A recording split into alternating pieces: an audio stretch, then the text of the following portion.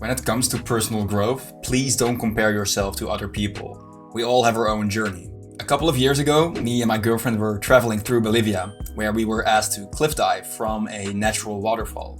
After I jumped, my girlfriend did not feel comfortable with jumping, and she was angry with herself that she could not do it. I told her, for you to travel to a different continent is already outside of your comfort zone, while jumping from a high cliff was my uncomfortable step.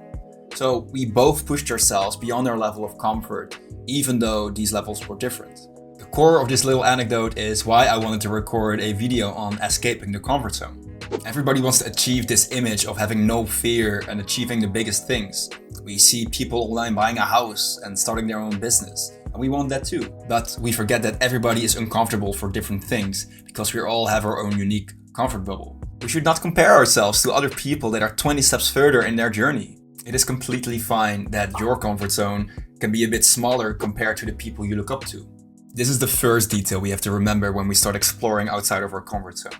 But how do we move outside of our comfort zone without feeling completely overwhelmed? One thing is for sure, screaming extremely motivational quotes. Listen to me, unless you number one in your industry, you shouldn't be chilling. And if you number one in your industry, you got enough common sense to know you better not be chilling. Won't work for everybody. If you want a shortcut answer, try and turn negative life obstacles into new goals so you can see them from a positive perspective. For these goals, don't jump into the deep, but start exploring with small baby steps. Try using your creativity to do daily activities differently than you're used to. And most importantly, accept the insecurities and failures that arise during this journey. Wow, it is so great that you now know some methods that can help you move outside of your comfort zone. But why do we stay comfortable in the first place? Remember, often we don't even realize we are in our comfort zone. We just think that this is what our life is. It's not like we never try something new, but for most new things, they appear as risks or anxiety or potential failure. We tend to experience so much fear and anxiety throughout our daily life that we want to minimize this fear and prefer to stay in an anxiety-neutral, risk-free environment, which is fair. Too much anxiety affects our performance, we're less focused, we just don't feel happy. Because the anxiety we've been dealing with is the unhealthy kind of anxiety, we allow ourselves to be completely restricted of it, because we believe anxiety is negative. However, maybe you've noticed, but staying in an anxiety-neutral position does create a level of boredom. It sounds weird, but we need a level of positive anxiety to push us, so we can become the person we want to become. Think about the positive nerves you have before an exam. Research proves that students who experience some anxiety actually score better grades on their tests. When we protect ourselves from experiencing any form of discomfort, we make ourselves more fragile. Sounds like a paradox, right? There is no problem if you want to keep certain areas in your life the same as they are, but it is smart and helpful to prioritize areas in your life where being too comfortable does more harm than good. So, how do we go from boredom to optimal? Even though being completely anxiety neutral is not the final solution, it can sometimes be the first step. If you are at an overwhelming level of anxiety, coming down to an anxiety neutral position is needed to calm down your nervous system. From there, we can shift to an optimal level of healthy anxiety by stepping outside of our comfort zone. So, how do we become anxiety neutral? How do we lower our anxiety? The topic of mastering anxiety is too big and important to just briefly mention a few methods. And although you probably heard these methods before, they deserve their own separate video because of how important they are and crucial to our mental health. You can lower your anxiety by practicing mindfulness, breath work, physical activity, and to journal on your thoughts. Mindfulness teaches us self-awareness by paying close attention to the emotion of anxiety, and eventually you learn to not stay anxious for very long. Meditation can be quite confronting if you've never tried it before.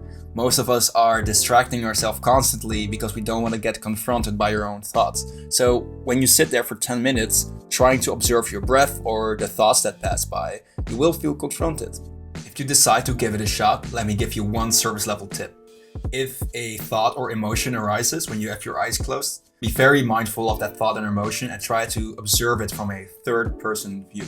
If we position ourselves to be the observer, we will slowly realize that we are not our thoughts and emotions, but rather neutral.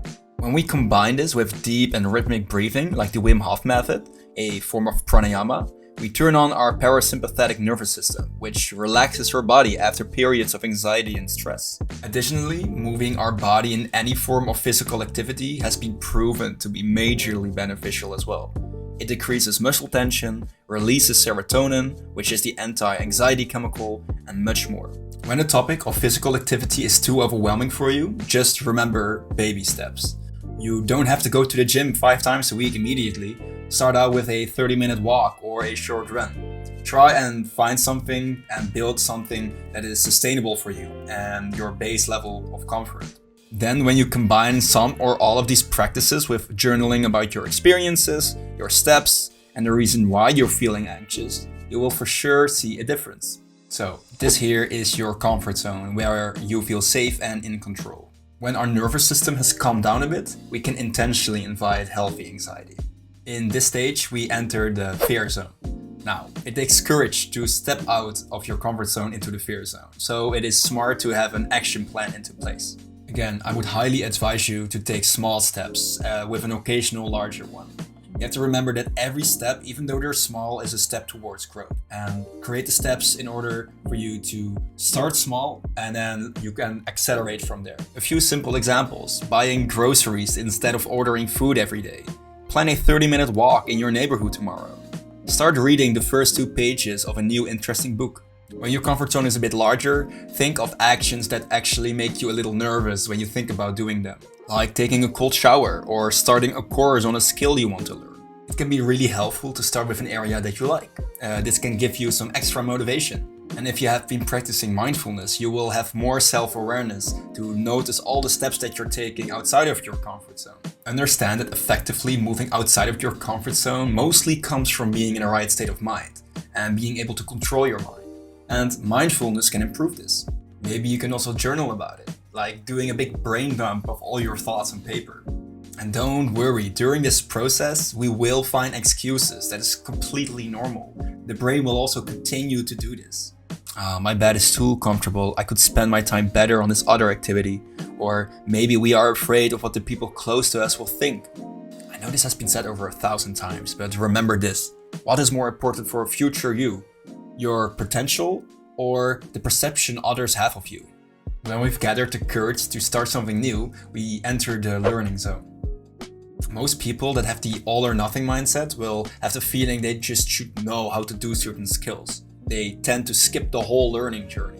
When you're finally reading that book that teaches you a new skill, are practicing a new language, doing research about starting your own business or whatever, you will eventually need to experiment with the knowledge you've learned.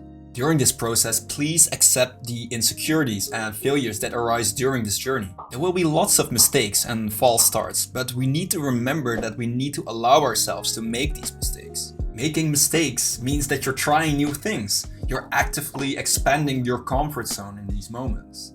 Eventually, you'll notice that you're making less mistakes and you feel less anxious while doing this action, which means that you adopted this action into your comfort zone.